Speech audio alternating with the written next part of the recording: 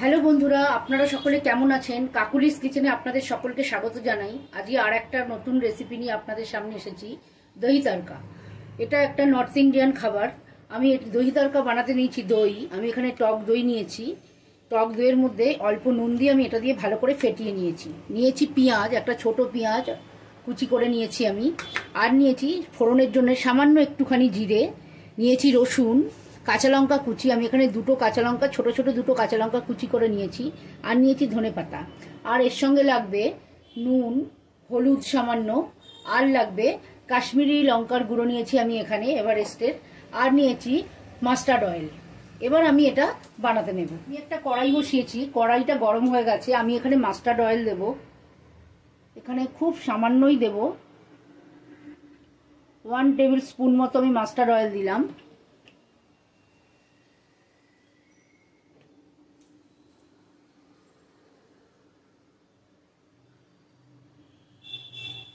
এবার আমি এর মধ্যে জিরেটা ফোড়ন দেব।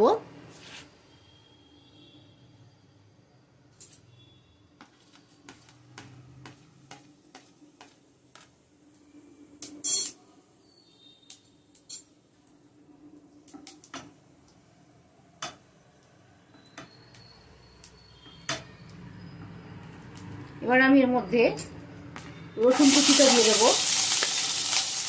লঙ্কা কুচি দিয়ে দেব,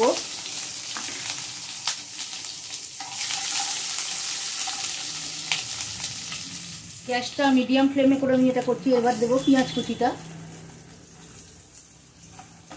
দিয়ে আমি এটা একটু ভাজবো। আমি এর মধ্যে মশলাগুলো দেবো। পেঁয়াজটা ভাজা হয়ে গেছে। আমি দেব এখানে অল্প একটু হলুদ গুঁড়ো,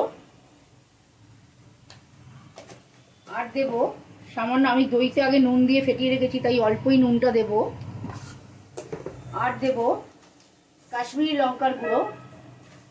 আপনারা, আমি দুটো কাঁচা লঙ্কা দিয়েছি বলে কাশ্মীরি লঙ্কার গুঁড়োটাই দিলাম কালারের জন্যে। আপনারা যদি বেশি ঝাল খেতে চান এমনি লঙ্কার গুঁড়োও দিতে পারেন। কালারটা আসবে বলে আমি কাশ্মীরি লঙ্কার গুঁড়োটা ব্যবহার করলাম। এবার আমি গ্যাসটা বন্ধ করে দেব, দিয়ে আমি দইটা এর মধ্যে দেব।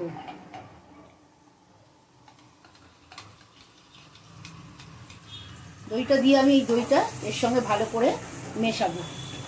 গ্যাস কিন্তু বন্ধ করে, মশলাটা কষানো হয়ে গেলে গ্যাস বন্ধ করার পরেই কিন্তু দইটা দিতে হবে।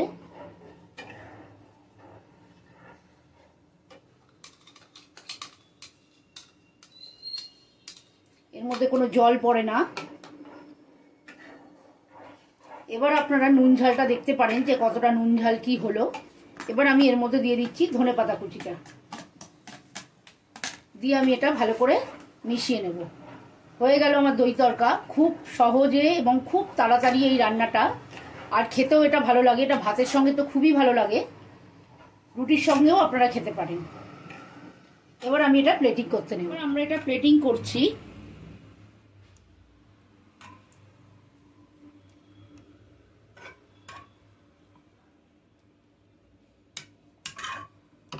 গ্যাসটা অফ করার পরেই কিন্তু দইটা দেবেন, নাহলে কিন্তু দইটা ফেটে যাবে, তখন আর ভালো লাগবে না। আর বন্ধুরা, আমার ভিডিওটা যদি আপনাদের ভালো লেগে থাকে তাহলে লাইক করবেন, আমার চ্যানেলটাকে সাবস্ক্রাইব করবেন, আর বেল আইকনটা টিপে দেবেন যাতে পরের ভিডিও নোটিফিকেশন আপনাদের কাছে পৌঁছে যায়।